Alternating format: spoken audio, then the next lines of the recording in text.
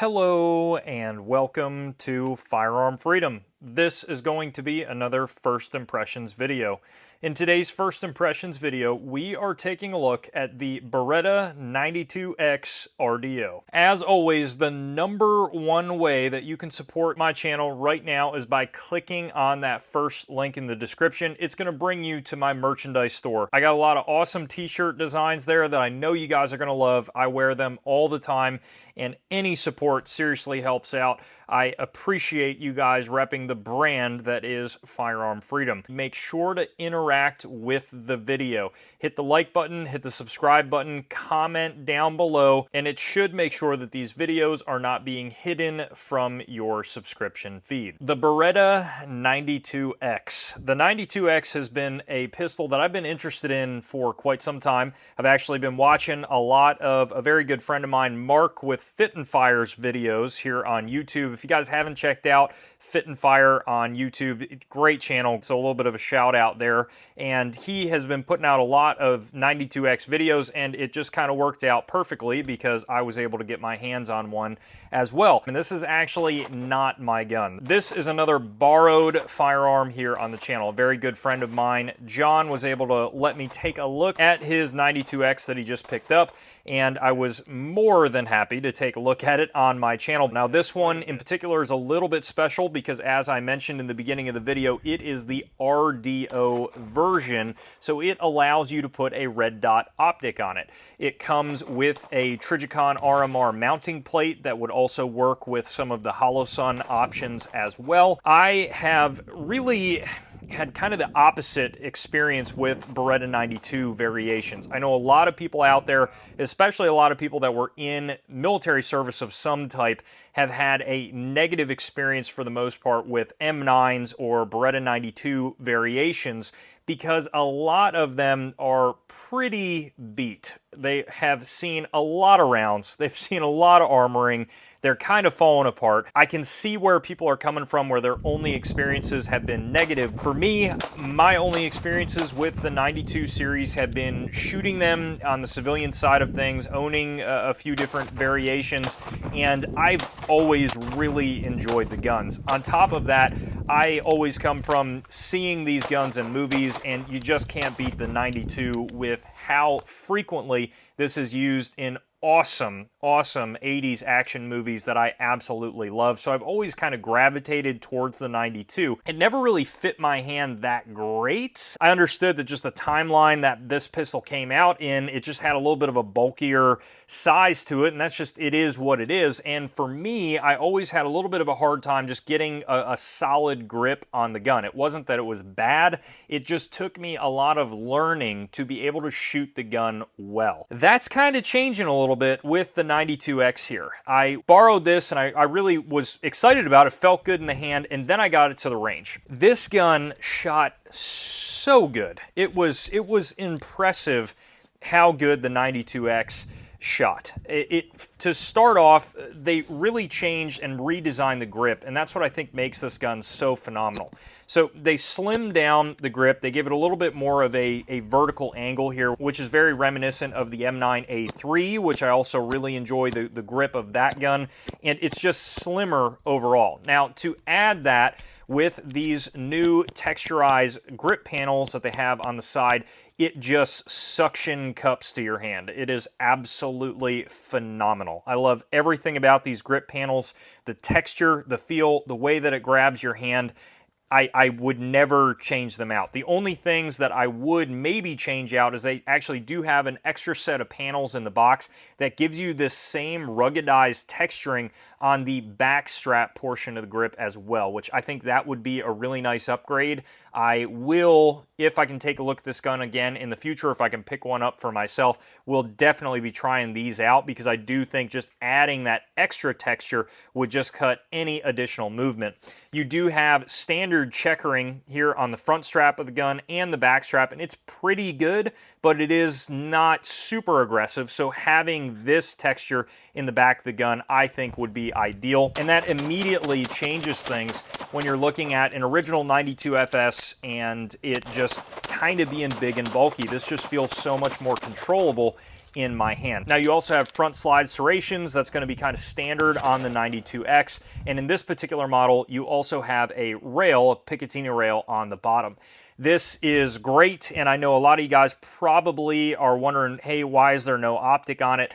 As I mentioned in the beginning of the video, this is a borrowed pistol, so I don't want to go, messing around with a gun that's not mine and adding a bunch of stuff to it or possibly messing something up. So I just wanted to keep it in the configuration, but as my buddy who let me borrow this kind of advances with the gun and does the upgrades that he wants to do, you guys will probably be seeing this back on the channel in the future. I definitely think running this pistol with a light and a red dot is a very, very good choice. When it comes to shootability of the gun, they did another little change here, and that is with the trigger. I felt a lot of different Beretta triggers over my time in the industry, and this is definitely a very, very solid double single action setup. It actually reminds me quite a bit of the Langdon Tactical Beretta 92 variations that are out there. Those are also great guns, and I would say it's very reminiscent to me of the 92X, and it has almost an identical double action pull from what I remember the last time I was messing around with the Langdon one. Very smooth, no stacking, smooth pull all the way through. I was very impressed with that. It was very close to a lot of my CZs, which is saying a lot. CZ has a great double action trigger depending on the model. The single action trigger, not bad at all. You do have a little bit of take up there, so a little bit of slack, and then you'll hit a wall, slight bit of creep, and then your wall is just right there. I mean, it's barely any creep. You got your reset right there, creep again, and the wall. Phenomenal trigger. They did a great job. Now, this model in particular is the decocker only model and not the decocker / manual safety, and that would be the model that I would prefer as well. What that means is you have a standard Beretta 92 safety decocker up here on the slide of the gun. Very easy to get to. You can get to it with your firing thumb, and then also you can come back with your non-dominant hand and actually crank it down like that. Just kind of whatever the position that you're in, whatever you're comfortable with. There's a lot of different ways to mess with that decocker. A lot of the time on Berettas, this will stay down, and that is a manual safety. Now in this case, it's a little different because we have a decocker only. So if I bring this down and let go, it's just gonna constantly pop back up into that fire position, and that is phenomenal. That allows me to just simply use this pistol similar to any SIG hammer-fired gun in their double single action setup, where I'm just gonna decock it, not worry about it at all because my safety's off, and I can just go back into the holster.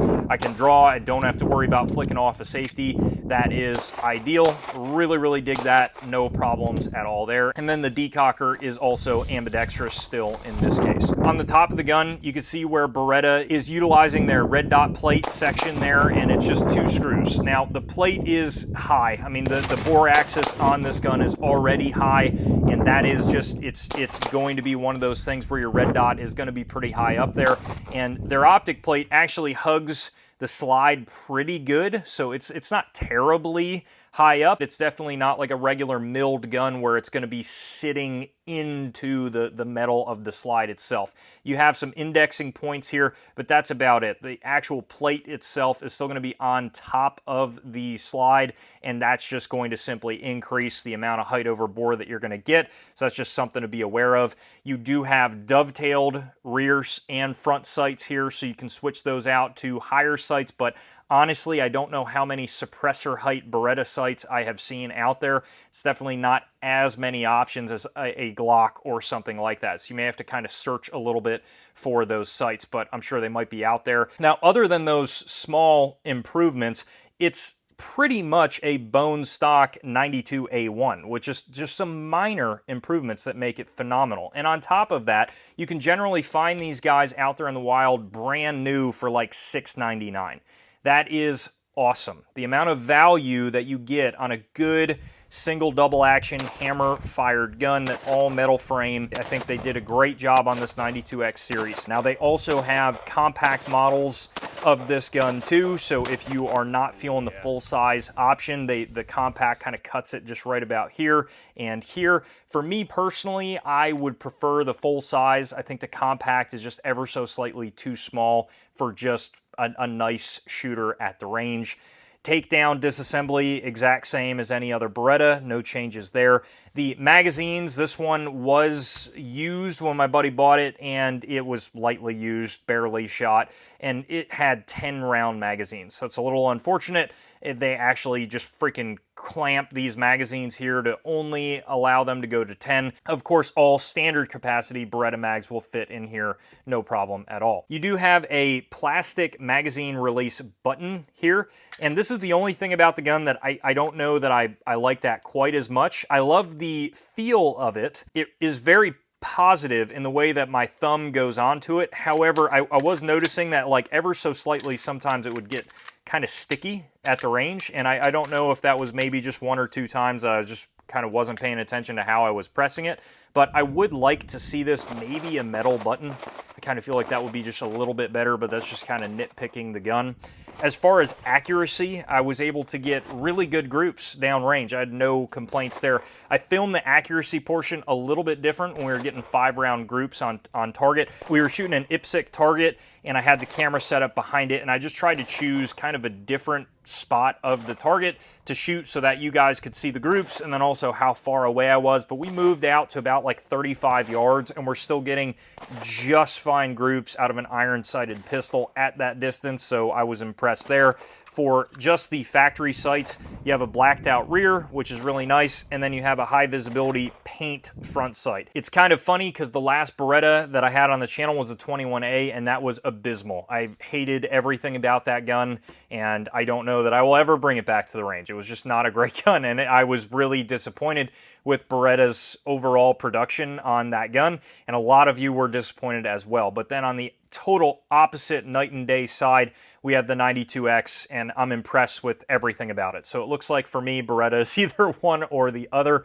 That is about going to wrap up this video on the Beretta 92X. If you guys have any other questions about this gun or anything else on the channel, please throw them down below in the comment section, and I absolutely will get back to you. While you're down there, check out that description for the links to support the channel, and as always, stay tuned for more great videos coming soon.